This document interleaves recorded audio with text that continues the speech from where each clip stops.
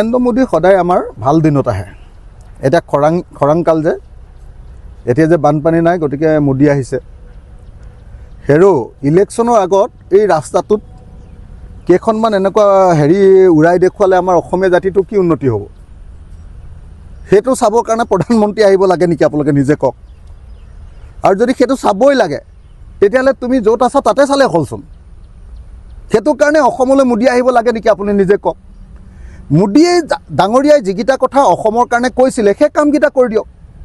তেওঁ কৈছিলে যে বিজেপি চৰকাৰ আহিলে 2014 চনৰ 16 মে'ৰ পৰা বিদেশীয়ে টালি টোপোলা বান্ধি পলাব।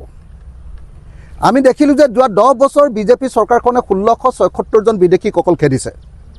এইটোতো মই দিয়া তথ্য নহয়, এইটো এছেম্বলিত হিমন্ত বিশ্ব শৰ্মাই মোক তথ্য দিছে।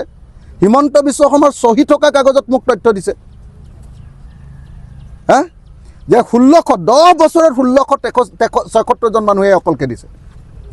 তো 1676 জন যদি খেদে 10 বছৰত, এবছৰত তাৰমানে কিমান? 167 জন। 167 জন যদি মানুহ এবছৰত খেদে, তেতিয়াহ'লে 40 লাখ বিদেশী আছে বুলি হিমন্তই কৈ থাকে। 40 লাখ বিদেশী খেদিবৰ কাৰণে কেইবছৰ দিব লাগিব? কেইবছৰ তেওঁ শাসন দিব লাগিব? আমি 40,000 বছৰ, হয়নে নহয়? হিমন্ত বিশ্ব শৰ্মাক 40,000 বছৰ দিলেহে ইয়াৰ পৰা বিদেশী যাব। তাৰপিছত যে কিছুমান মানুহে হিমন্তক যে তেল মাৰে হিন্দু মুছলমানৰ ৰাজনীতি কৰাৰ কাৰণে, মুছলমানৰ বিৰুদ্ধে এটা কথা কৈ দিলে যে একদম বিৰাট তেল মাৰে, এইকেইটা দালাল হয়নে নহয়? একদম স্পষ্ট কথা যে আজি বাংলাদেশীক যদি খেদিব লাগে, 71 চনৰ 24 মাৰ্চৰ পিছত অহা সকলো বাংলাদেশীক অসমৰ পৰা খেদিব লাগিবই। মুছলমানো খেদিব লাগিব, হিন্দু খেদিব লাগিব, খ্ৰীষ্টানো খেদিব লাগিব। কিন্তু মোদীয়ে কি কৰিলে? যে নাই, হিন্দুবিলাকক আমি আনিমহে। এতিয়াতো হাইকোৰ্টত কেছ চলি আছে যে বিজেপি দলৰ এজন এম এল এ হাইকোৰ্টত কেছ চলি আছে যে MLA জন নিজে বিদেশী হয়। তেওঁ নিজে 71 চনৰ পাছত আহিছে। বিদেশীকে বিজেপিয়ে কৰি দিলে। তাৰ পাছতো কিছুমান মানুহে বিজেপিক তেল মাৰি থাকে। এতিয়া আমাক এইটো লাগে যে বিদেশী কোনদিনাৰ পৰা যাব? যোৱা 10 বছৰ তোমালোকে কি কৰিলা, এই হিচাপটো দিয়া। 1 নম্বৰ। 2 নম্বৰ, মোদীয়ে কৈছিলে যে বানমুক্ত অসম কৰিম। অসমত বানমুক্ত অসম হ'লনে নাই? অমিত শ্বাহে যে অকল 10টা নে 17টা পুখুৰী খান্দিবলৈ দিছে, সঁচাকৈ সেই 17টা পুখুৰী খান্দিলে অসমৰ বানপানী মুক্ত হ'ব নেকি?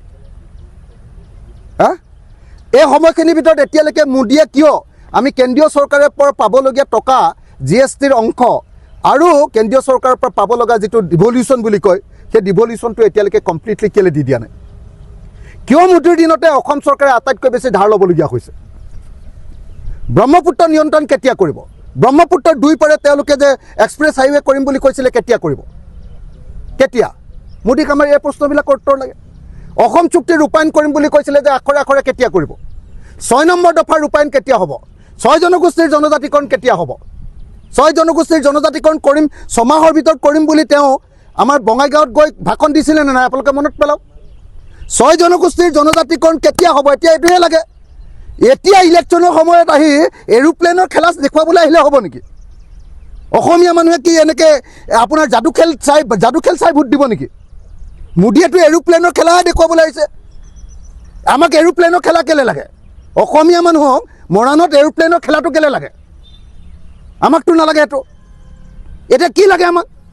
এতিয়া আমাক লাগে যে আমাৰ বানপানী সমস্যাৰ কেতিয়া সমাধান হ'ব, কি কৰিলা?